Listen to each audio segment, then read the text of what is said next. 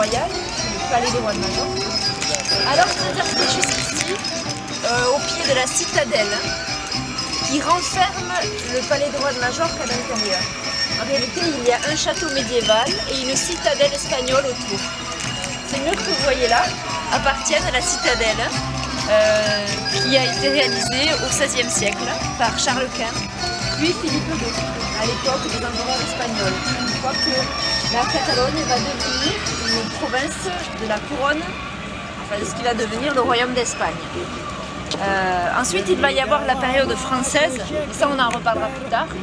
Vauban, l'architecte, l'ingénieur du roi Louis XIV, qui va venir parachever le système de défense en construisant des bastions triangulaires tout autour de la vieille ville, mais aussi en renforçant la défense de la citadelle.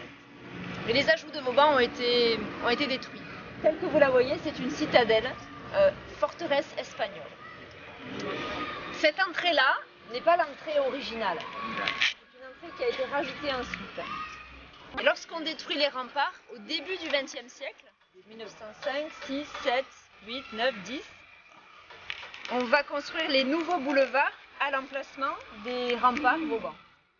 Donc les boulevards dessinés en jaune correspondent aux limites de la place forte. Et ici se trouve le château, derrière nous. Voilà. Donc tout ça c'est la ville basse, et ça c'est le château. Donc là nous sommes devant le palais médiéval. Nous avons franchi la citadelle espagnole, et vous avez devant vous ce château qui est bien sûr unique en France, puisqu'il a été bâti par les rois de Majorque au XIIIe et XIVe siècle. Les rois de Majorque qui avaient choisi de s'installer ici, sur la colline, à l'endroit le plus haut, et à l'écart de la ville qui existait déjà. On est au XIIIe siècle, à l'époque où le roi de France s'appelle Saint-Louis et va faire ses croisades en Terre Sainte, et à l'époque où le roi de Majorque a fait une croisade en plein cœur de la Méditerranée, dans l'archipel Majorque, au XIIIe siècle, avec un roi qui s'appelait Jacques Ier. En catalan on dit Jaume Ier. Entre leurs deux pays, c'est-à-dire la France, là-bas, la France, et la Catalogne, ici, la Catalogne, cette frontière-là, ce seraient ces montagnes que l'on aperçoit ici, c'est-à-dire les Corbières. Vous avez signé un traité de paix. Cette montagne-là, c'est la frontière entre nos deux pays. Et nous sommes allés. C'était aussi roi d'Aragon. Il était seigneur de Perpignan, ici, donc tout ce territoire entre les Corbières et les Pyrénées. C'était devenu un territoire catalan. C'était rentré dans la maison comtale de Barcelone. Et il était aussi seigneur de Montpellier. Montpellier, donc en plein cœur du Languedoc.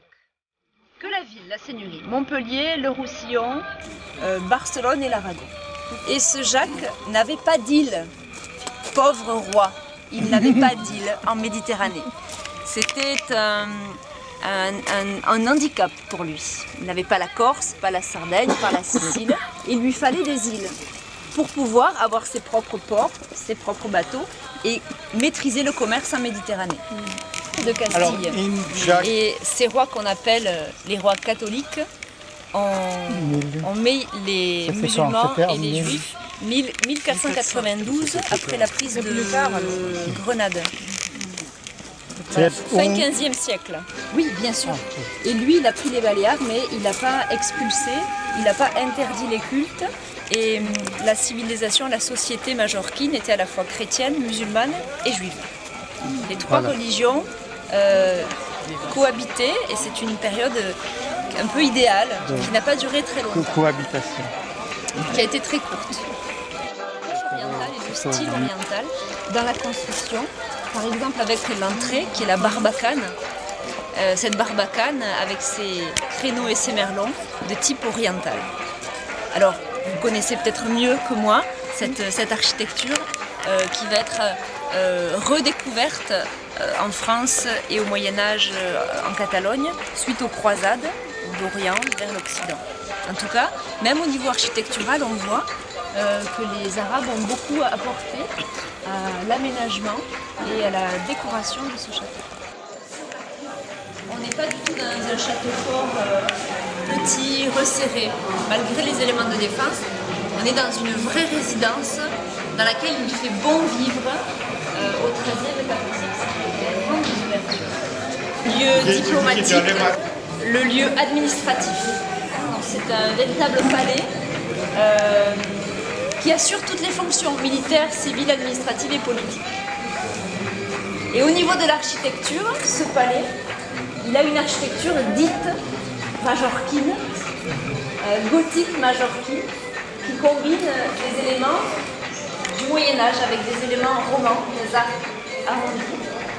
Le rez-de-chaussée, la galerie basse, elle a des arcs construits en forme arrondie. Et le premier étage, la loggia, elle a des arcs brisés, donc c'est gothique. Mais pourtant, l'un et l'autre ont été faits en même temps. Donc le majorquin et le gothique majorquin combinent les deux. Porte le nom de la salle, c'est-à-dire la grande salle. C'est précisément la grande salle polyvalente du château. On peut imaginer en temps de paix, de grands banquets, de grandes fêtes évidemment dans cette grande pièce. Très importante avec la présence des cheminées derrière et la présence des cuisines. Dessus là, il y a une petite porte qui conduisait directement aux cuisines. Donc lors des grandes réceptions, c'était très pratique. Mais c'est aussi une salle diplomatique dans laquelle le roi pouvait réunir son conseil et prendre des grandes décisions et trouver des issues au conflit, parce qu'il va y avoir des conflits. Alors, à vous. Une pièce dotée d'une cheminée. Les chambres, les antichambres et les autres salons étaient réchauffés l'hiver avec des grands braseros mobiles.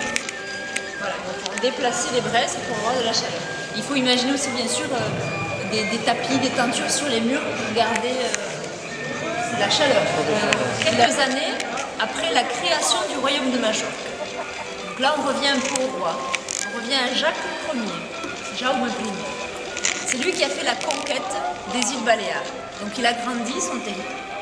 Et ensuite Jacques Ier, le conquérant, va vouloir transmettre ces territoires à plusieurs enfants. Ne pas tout donner au fils aîné, et pouvoir diviser ses terres à ses différents enfants. Et c'était très compliqué pour lui, parce qu'à chaque union matrimoniale, chaque fois qu'il s'est marié, il s'est marié plusieurs fois, mais c'est vrai, et à chaque union matrimoniale, il revoyait son testament pour pouvoir transmettre différentes propriétés à ses enfants. Et finalement, il y a 2 garçons qui vont atteindre l'âge adulte et qui vont se montrer aptes à régner. Il y a Pierre, l'aîné, et Jacques, le cadet. Jacques II. Jacques II, très bien.